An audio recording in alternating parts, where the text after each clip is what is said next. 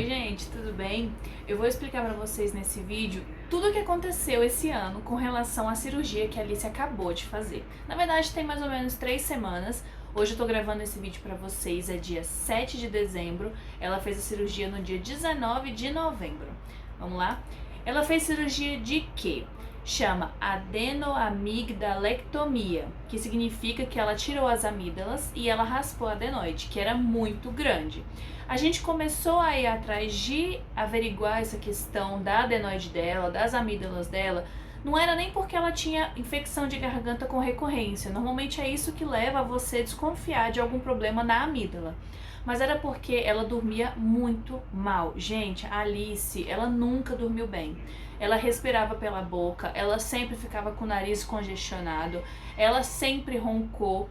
Então, assim, o sono dela sempre foi muito conturbado. Então, a gente resolveu esse ano procurar um otorrino para poder ver o que estava acontecendo, averiguar se a gente precisava fazer alguma coisa para ajudar na qualidade de sono dela e, consequentemente, na qualidade de vida. Porque quando você não dorme bem, nada funciona direito, né? Você fica mal-humorado, você não come bem, você não respira bem, você não vive bem, tá? Então a gente foi atrás no início do ano. A gente foi em uma otorrino que falou com a gente que era necessário fazer a cirurgia de retirada de amígdala e raspagem de adenoide. Porque ela fez um exame na Alice, esse daqui, eu tenho aqui o laudo para mostrar para vocês, que se chama videoendoscopia nasal flexível. Foi esse exame que ela fez, que basicamente colocou anestesiou o nariz dela, colocou um tubo com uma câmera para poder a médica conseguir ver ali no fundo da garganta o tamanho da adenoide da amígdala e só assim ter uma real dimensão do que precisava ser feito para poder melhorar a qualidade de vida dela. E foi com esse exame que a gente descobriu que a Alice tem 95% de obstrução na respiração por causa do tamanho da adenoide e por causa do tamanho da amígdala. E foi aí que começou nosso rolê. Apesar de ser uma cirurgia muito comum nessa faixa etária que a Alice tá, ela tem 5 e é mais ou menos comum fazer dos 4 até os 8 anos de idade. É uma cirurgia que envolve anestesia geral, que envolve sedação, que envolve internação. Então precisa ter toda uma preparação antes. Então a médica passou pra gente o passo a passo do que a gente tinha que fazer, do que a gente tinha que providenciar, dos especialistas que a gente tinha que marcar uma consulta, levar ela, para poder a gente realmente estar liberada para levá-la para a cirurgia. A primeira coisa que a gente fez foi uma audiometria, porque vocês sabem que otorrino envolve nariz, garganta e ouvido. Lá dentro da nossa cabeça é tudo uma coisa só. Então, muitas vezes quando você está resfriado e tudo mais, você está congestionado, esse muco pode ir para a cavidade dos ouvidos e tudo mais. Então, ano passado, a Alice teve um episódio de gripe muito forte, que ela ficou temporariamente surda do ouvido, se eu não me engano, do esquerdo. Isso, do ouvido esquerdo. E ela precisou fazer uma audiometria para poder ver, e realmente ela estava com um pouquinho de perda auditiva por causa de acúmulo de secreção. Então, a primeira coisa que a médica pediu pra gente fazer foi uma nova audiometria para poder descartar essa questão da perda auditiva e descartar ter que mexer no canal auditivo dela durante essa cirurgia, porque é muito comum, crianças entram para fazer cirurgia de amígdala, adenoide e acaba tendo que fazer alguma coisa também no ouvido, por causa de secreção que estava lá dentro que você não tinha visto, sabe? Colocar o carretel para poder não ficar acumulando secreção demais, enfim, toda uma coisa.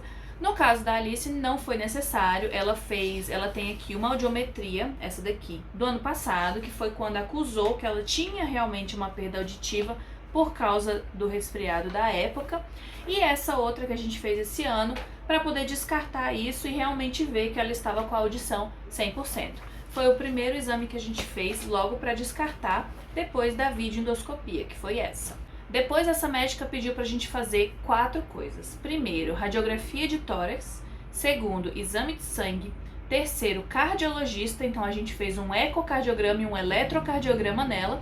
E por último, um anestesista, que ia ver todos os exames anteriores dela e liberar ela ou não para a cirurgia. E foi isso que a gente fez. Eu tenho aqui os exames que ela fez primeiro no cardiologista, né? Ela fez um eco e fez um eletro, tá aqui os exames, ó.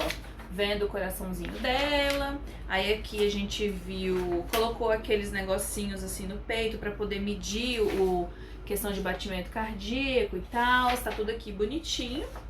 Liberamos a parte do cardiologista, recebemos o parecer do médico cardiologista falando que ela estava tudo bem, que estava tudo certo, podia seguir para a cirurgia. Beleza. Isso a gente também foi atrás na época, isso era tudo lá para abril, mais ou menos, fazer a radiografia de tórax, fazer a radiografia do cavum também, que é do rosto, né, da lateral assim do rosto, para ver questão de adenoide, e a gente fez também o exame de sangue dela. Mas, gente, é aí que nossa vida virou de cabeça para baixo. Por quê? Essa otorrino que estava acompanhando a gente, que passou pra gente fazer esses primeiros exames, ela teve uma conduta que a gente não gostou muito. E aí acabou que no final do segundo tempo, assim, quase batendo na porta da cirurgia, a gente resolveu cancelar tudo e começar de novo com outra profissional.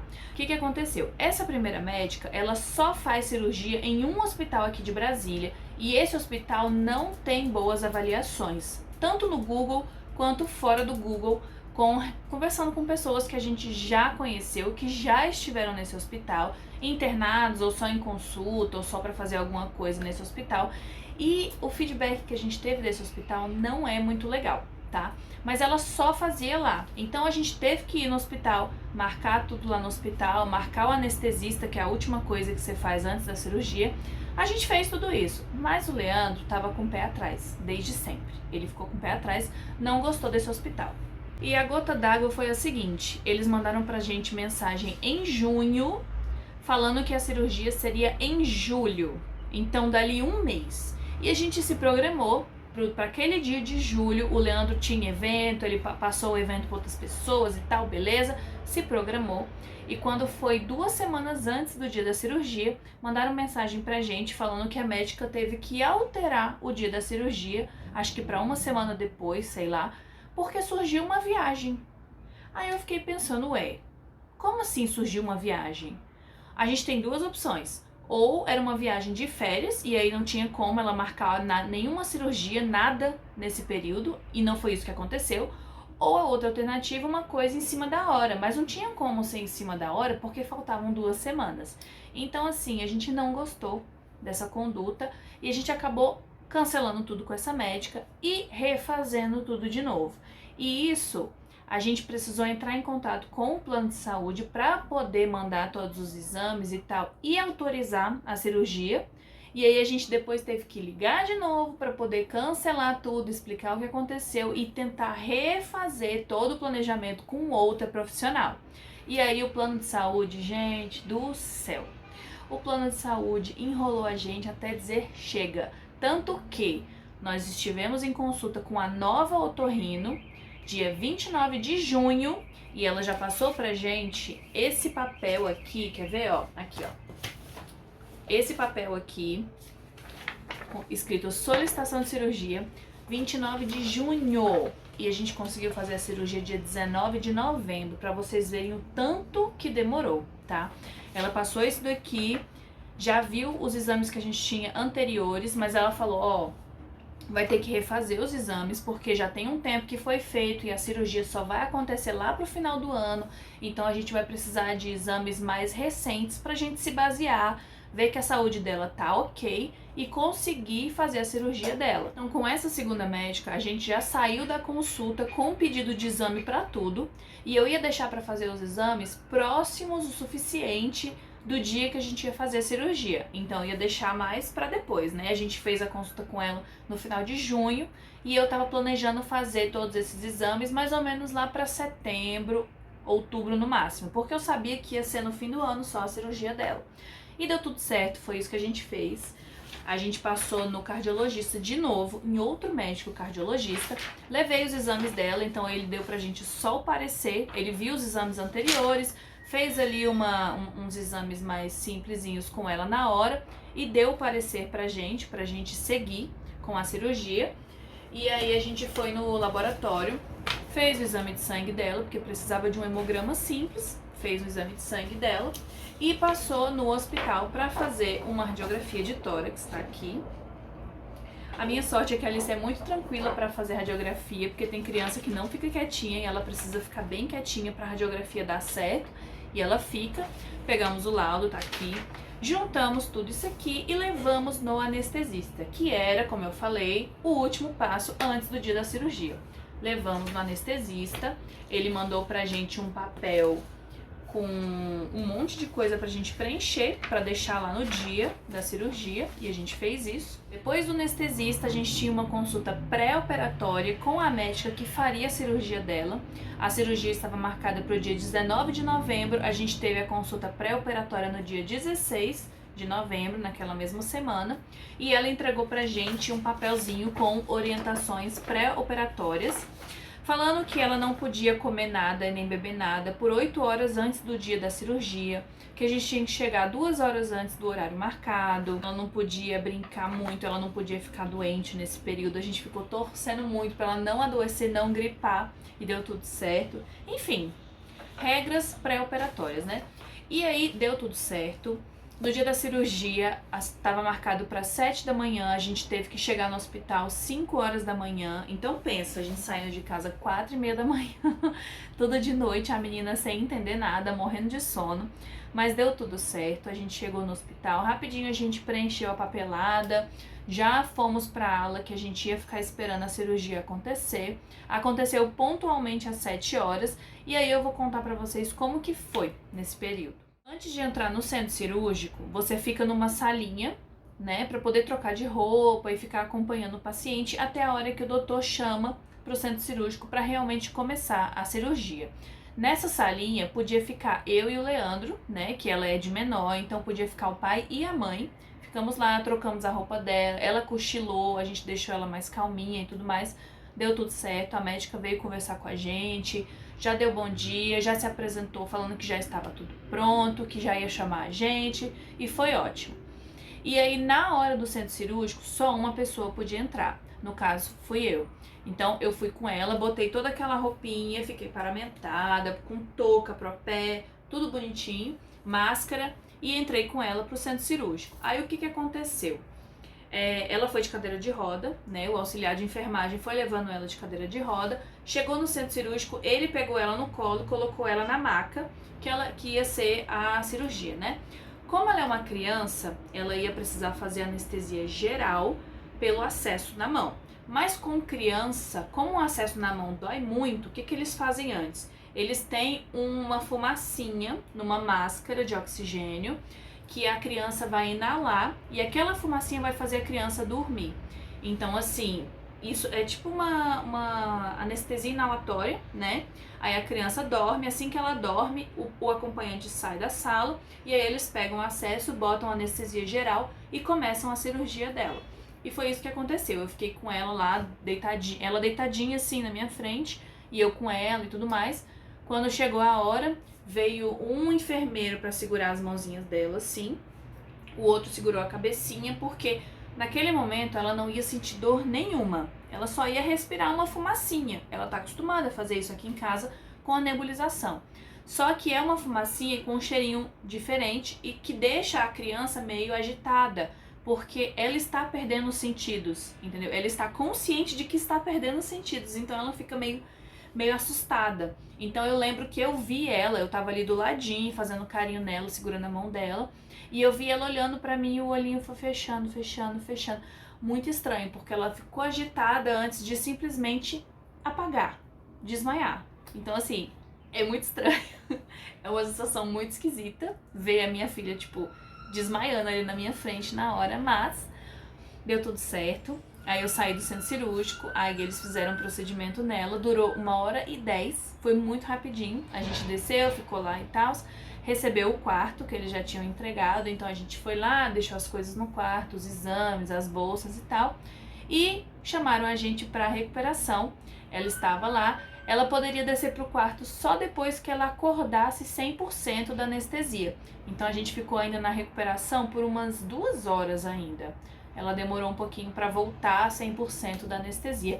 Aí um detalhe, ela estava com o dentinho de baixo mole. E aí eu falei com a doutora que se ele caísse era para ela guardar o dentinho para mim. Porque eu tenho uma case, né, que eu tô guardando os dentinhos dela. Aí a doutora falou, não, pode deixar. Aí na hora que a Alice apagou lá na cirurgia, que eles iam colocar um ferro na boca para manter a boca aberta e fazer a cirurgia na garganta, Na hora que botou o ferro, o dente caiu. Então a médica já tirou e guardou pra mim. Então eu guardei o dentinho dela. Mas aí deu tudo certo. O dia da cirurgia foi tranquilo. A gente passou o dia em observação no hospital. Ela tava com acesso, então ela tava sendo medicada. Não sentiu nada. Ela tava só bem grogue nesse primeiro período, assim. E foi tranquilo. Aí começa a parte do pós-cirúrgico, que, gente, vamos combinar? Não é moleza, não. Ela fez a cirurgia bem cedinho de manhã, num domingo. Ela passou o domingo inteiro no hospital, medicada, que ela tava com acesso na mão. O hospital trazendo coisas que ela podia comer, porque a partir daí teria que ser pelo menos 2 semanas de dieta líquida ou pastosa, gelada, fria, no máximo em temperatura ambiente. E, gente, que caos, que caos. A gente fica pensando que criança vai achar o máximo tirar as amígdalas porque vai ficar sobrevivendo de sorvete picolé. Gente, a Alice no segundo dia já não aguentava mais tomar sorvete picolé. Sério. E ela também não gosta nem de iogurte nem de gelatina, que são 2 outras opções que a gente tinha para variar a alimentação dela nesse primeiro tempo. E ela não gosta. Então, assim, eu acho que eu vou ter que dizer pra vocês que ela passou fome nesse primeiro período, assim, da pós-cirurgia dela. Tadinha. Mas enfim, a cirurgia aconteceu num domingo, ela passou o domingo de boa porque estava medicada no hospital. Domingo à noite, a madrugada de domingo para segunda já foi um pouco mais complicada. Já estávamos em casa, mas ela sentia um pouquinho de dor. Eu estava medicando ela com dipirona. E ela tomou corticoide por 5 dias, só que eu comecei a dar na segunda-feira, então na madrugada de domingo para segunda. Foi uma noite bem conturbada para todos nós aqui em casa, mas passamos por isso. Segunda-feira foi o dia que ela mais apresentou sintomas da recuperação da cirurgia. Ela reclamou de dor, ela estava com a língua inchada, não estava conseguindo falar direito. Ela não queria comer quase nada, ela apresentou náusea, ela vomitou 3 vezes, então assim, foi bem difícil a segunda-feira, o primeiro dia pós-cirúrgico dela foi bem complicado. Mas a partir de terça, eu já fui notando que a evolução tava só crescente, tava progredindo, sabe? Ela tava se recuperando bem, ela já não reclamava de dor, de vez em quando ela falava, eu dava uma dipirona aqui e ali, mas ela já conseguia falar, ela já conseguia comer melhor o que ela estava podendo comer, porque era bem limitado assim a alimentação dela nesse primeiro tempo, né? Mas ela já estava, nossa, terça melhor, quarta melhor, quinta melhor, sexta melhor ainda. Então ela foi só melhorando com o passar do tempo. E duas coisas que a gente reparou nesse pós-cirúrgico que a gente não sabia e foi pego de surpresa. Primeiro deles, como a cirurgia é lá na garganta, lá no fundo, e você tem toda uma placa branca que se forma para cicatrização e é impossível você limpar essa placa branca, esse fundo da língua assim, gente, o mau hálito que fica é quase insuportável, sério, é bizarro. A gente não sabia disso, a gente foi pego de surpresa total. Nossa. Assim, a gente começou a notar na terça, porque segunda ela tava com a língua inchada, não tava mal abrindo a boca, né? Não tava conseguindo falar direito. Mas na terça, na quarta e na quinta, foram 3 dias, eu senti muito forte. Cara, muito, muito forte o mau hálito, sabe? E a gente tentava escovar a língua, tentava escovar o dente. Eu até mandei mensagem pra médica, e a médica falou, calma, é normal e esperado, é desagradável, mas vai passar, calma. Não tem nada que a gente possa fazer, não é recomendável criança usar enxaguante bucal, por exemplo, até porque ela não sabe fazer gargarejo, não existe isso. E escovar o dente, ela tava escovando o dente normalmente, só que não chega. A escova não pode chegar até o fundo da língua, senão dá ânsia de vômito, né? Então, não tem como. Realmente, gente, é tenso. É bem tenso essa parte. E outra coisa que a gente reparou, que a gente também não sabia, e depois quando a gente foi falar com a médica, ela falou que é normal e esperado também acontecer, é que a voz da Alice mudou. Pois é, a voz que ela tinha antes, de acordo com a médica, era uma voz errada, porque a voz dela era anasalada, porque tinha menos espaço para passar o ar na garganta dela. Agora que a voz dela mudou, agora é a voz certa. Então, a gente já acostumou de novo, mas de lá pra cá a gente foi reparando e foi achando tão engraçadinho, porque tava muito diferente, sabe?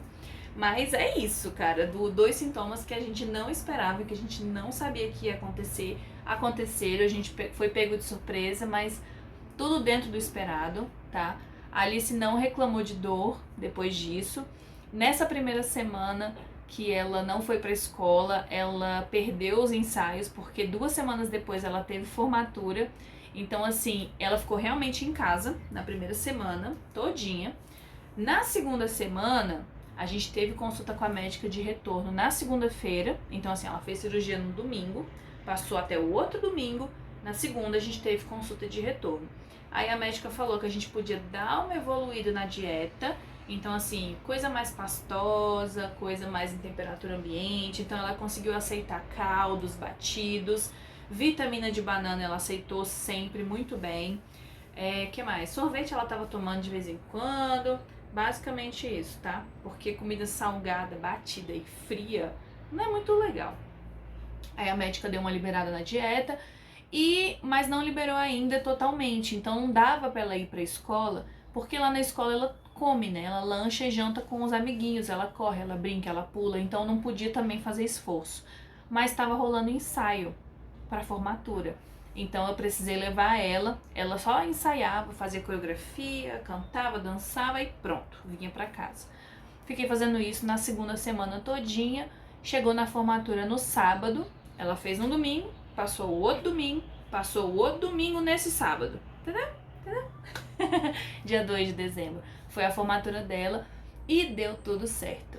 E agora que a gente já tá no dia 7 de dezembro, ela está super bem, ela está praticamente recuperada. Quando você olha a garganta dela, não tem mais placa branca. Assim, tem bem pouquinho, mas já tá, dá pra ver que já tá quase 100%.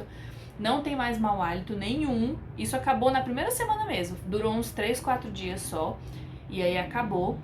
Ela já tá podendo comer bem as coisas. Ela ainda está evitando alguns alimentos que podem machucar a cicatrização, como assim, pipoca, biscoito, batatinha frita, batata palha, que ela gosta muito, pão francês por causa das casquinhas. Então, assim, vamos evitar, porque pode enroscar assim na cicatrização, na garganta, então é melhor não.